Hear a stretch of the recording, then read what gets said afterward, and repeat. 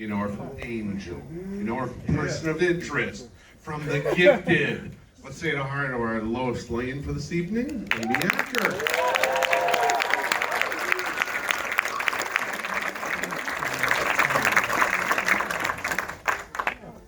Any Star Wars rebel? Oh, we're going to be sharing those microphones. So notice the guys grab the microphone. 10 o'clock by the time you bring all of us up with this introduction. Any Young Justice fans? Star Wars Rebels fans? How about Vanessa Marshall, our Wonder Woman?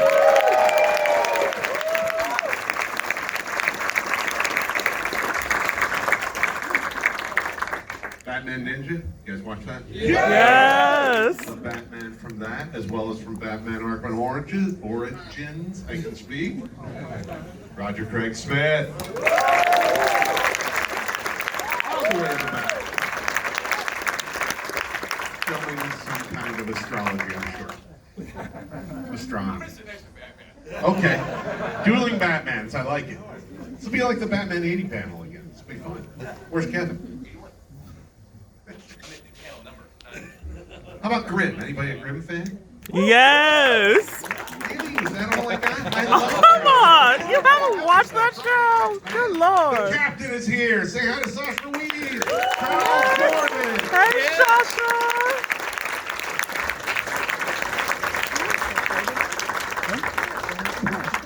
Okay, critters. Any Critical Role people in this room? We got Travis Willingham here. He's Superior Man.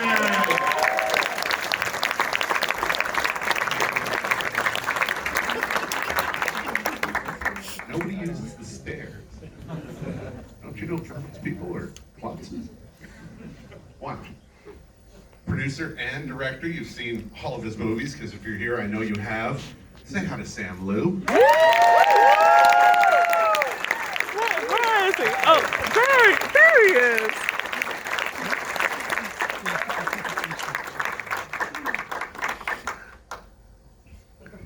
Oh my God. Come on. Yeah, he's the same. Oh, he sacrifices because the architect of modern superhero animation and Johnny Quest's clone is here. Bruce Timm!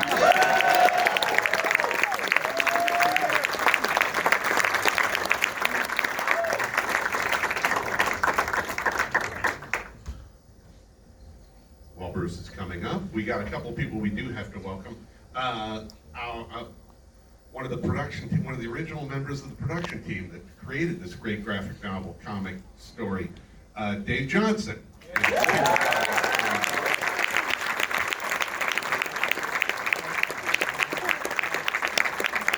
Our casting and dialogue director, the guy that told all these people how to say the words, Wes Gleason.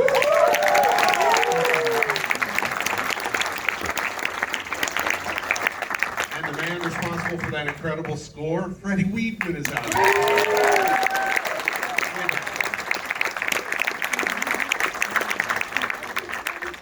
Oh, and there's a couple of really good geeks in the audience. Hey, Legion of Superheroes animated fans here? Yeah! We got Yuri Lowenthal sitting in the audience. Superman from there. And if you like Gotham or 12 Monkeys, he brought his date Todd Stashwick this evening. You know how you guys all send in emails to James Olsen? So do those guys. All right, I dropped all my cards, so I don't know what I'm asking. Oh, hey Gary. Patrick Daly. Patrick Daly still here? Thank you all the way from here. Gary, are there any special features on this Red Sun thing? Like any other cartoons or anything, maybe? Like something that maybe Roger Craig Smith might be in? Yeah. They steal your thunder? No, but I don't have the press release with me, so I can't say it right off the bat. But if you go to your favorite local website, your favorite fan site, you'll see everything that is involved in this film. All the good. What are you talking about? The Phantom Stranger short? Very good point. We have a short called The Phantom Stranger. You guys are brutally aware of this, correct? Mm-hmm. The Phantom Stranger with Peter Serafinowicz as the Phantom Stranger himself, and Michael Rosenbaum That's Seth, the bad guy. Ooh. I thought you meant all the other. Oh, there's other good groupies. There's some really good stuff. There's free membership to the American Communist.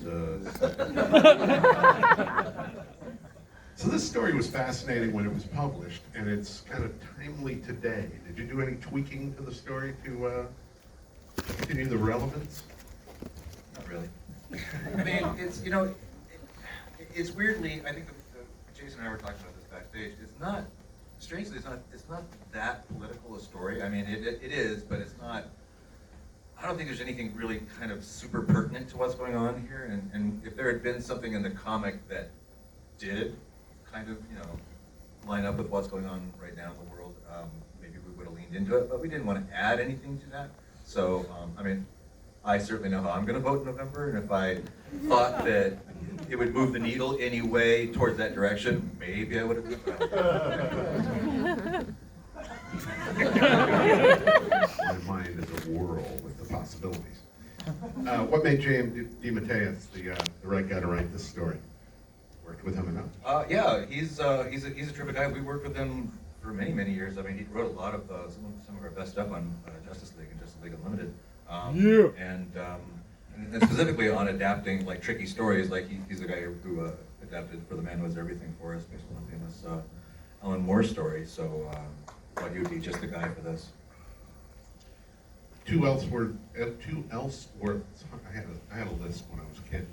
2 Elseworlds stories in 2 years. Gotham by Gaslight, now Red Sun. What are the intricacies of bringing an Elseworlds story to animation?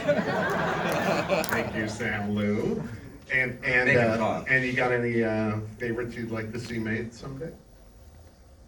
The 2 Elseworlds books that jump out at me for like just being really crazy and weird that I would like to do. There's a Superman one called Speeding Bullets, which is kind of like a 40s noir crime version of Superman. And then there's a really strange Batman one called the Doom That Came to Gotham. That Mike Mignola wrote.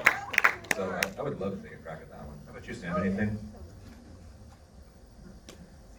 It's funny because the Doom That Came to Gotham, I actually asked Carlin for the graphic novel. Yeah, I'm into that sort of Cthulhu type. I love that stuff. Sam, tell us your life story. Well, I was born. Nobody wants to hear it. For those of you on the panel who were familiar with the story before you got the role, what were your? Is there anyone who was familiar with the story before you got the role? This is the geekiest room I've ever been in my life, and I'm in Star Wars and Harry Potter. This is and Star Trek. I mean, this is. I am so out geeked. Did anybody know? Yeah, my son is a comic book fan, and so he's the one who turned me on to this story many years ago, saying that it was super cool. He basically just told me the story, though, and I never read it, and I never read the script either, so this to me was a big surprise. And, it was a really great story. I loved the feminist bit to it, too. I thought it was very cool. Well, that kind of leads into my second half of that question is, each of you is taking on an iconic role, but it is an Elseworlds tale. It's not the Batman we know. It's not the Wonder Woman we come to expect all the time. Were you thrown a little when you first read the script? Did it change the way you wanted to approach the character?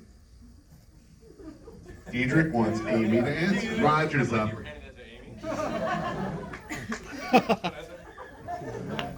Well, I've played Wonder Woman 2 other times as far as the DC films go. Of course, Justice League, Crisis on Two Earths, and then Flashpoint Paradox. And Crisis on Two Earths, she was sort of what one would expect, pretty phenomenally. And then Flashpoint Paradox, she was obviously the opposite of what one might expect. And then in this one, it makes so much sense that she says half the things that she said, but she's never really been given the mic, as it were, to sort of give voice to, telling a man to figure it out, etc. So I thought that was really interesting, and it was very well directed by Wes Gleason. Thank you, Wes. So that moment was just sort of, it came and went, and was immaterial to a certain extent, and I did not expect to see that on the script, but it was fun to bring it to life. Women, am I right?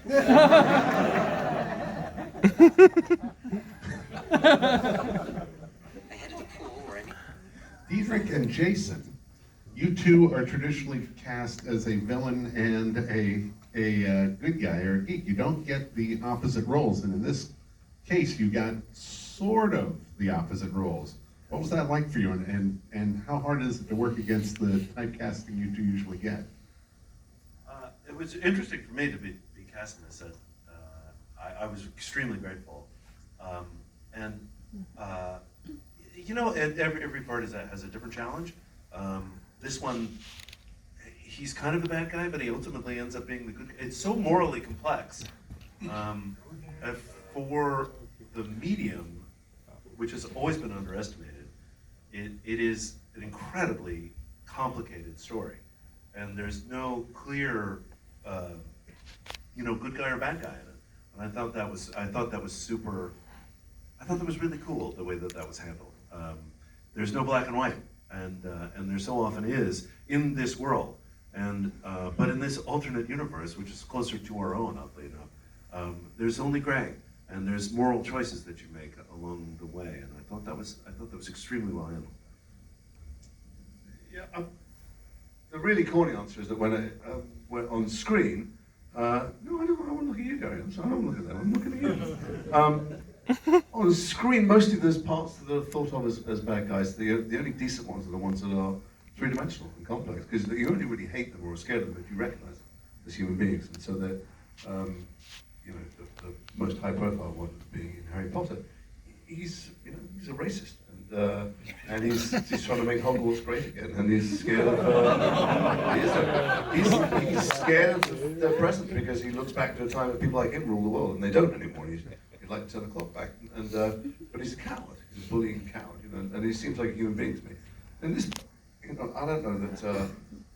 As you said, I don't think any of them. But what's great about it, I don't know if it's grey because grey sounds muddy to me, but I think what it is there are no perfect solutions. So it's funny. One of the members of the people who interviewed us outside asked me what it's like to play Superman as a bad guy. But he lands in Russia, and he's the same Superman we've always known. He's a guy who is absolutely obsessed with, or concerned with, dedicated to fairness and justice and truth. He sees it through the prism of the world he's growing up in and he's exposed to, which is a system designed to try and be completely fair. Just the system doesn't quite work, and there are things that are kept from him until they're brought in front of his face, and I would say that's probably similar to every system. And so, what I loved about this, I slightly disagree about. It's interesting. We had the conversation. I took something entirely different around it. It's not political with a giant P. I think it's incredibly political with a small p, because at this time in this country, in my country too, people have dug themselves into positions, entrenched themselves into positions, and even in the face of evidence that should make them go, wait a second, how can I be so absolutely adamant and sure I'm right? Because that's true and that's true and this isn't happening. But it's too late because they've kind of built this wall around themselves and defined themselves. And that's what I love about this story. I don't make it sound like a message. It's you've just seen it's a great piece of entertainment, but it's, you've got a presidential election coming up here, and I don't know what anyone else thinks, but it seems to me that there are no perfect people to be in the White House. The person who's there at the moment, I would say, is maybe slightly less than perfect, and maybe none of the candidates who are looking to replace him are perfect. But here we have Superman, who is in many ways the perfect human being, the most ethical, moral superhero has ever been dreamt up. And even he, given absolute power, doesn't have a fucking clue what to do. He's not sure. He's not sure which way is the right way to run the world, and any decision he makes has some dire consequences. And that's one of the things I love about this script. I thought it reflected back exactly the world we live in, where there are no perfect solutions, but you better find the best imperfect solution and try and do it with some compassion. I have no idea what the question was. Well, you answered it perfectly. Amy, there have been a great number of... Thanks for that very mild ripple of applause. There have been a number of very well recognized performances of Lois Lane, both on live action and in animation. Did any of that influence you, or how did you choose to approach this Lois Lane? Yeah, I mean, I think growing up as like a child of the 80s, I had a very specific Lois Lane in mind of who Lois Lane is, and I was saying even before I wanted to be an actor, I wanted to be Lois Lane. Like, she was who you wanted to be when you grew up. So I was really excited to get to play the part, and then I read the script and I was very confused because I was like, no, wait, why is she with Lex Luthor? This is wrong. And but so as I continued reading and realized maybe he's not the bad guy, maybe she is still some of the same person. She still holds these beliefs. She still asks the hard questions and wants good answers and fights for what she thinks is right. And so I again forgot the question, but yes. But What was your influence? The question was, why hasn't Lex Luthor come up with some way to stop balding? Given he's such a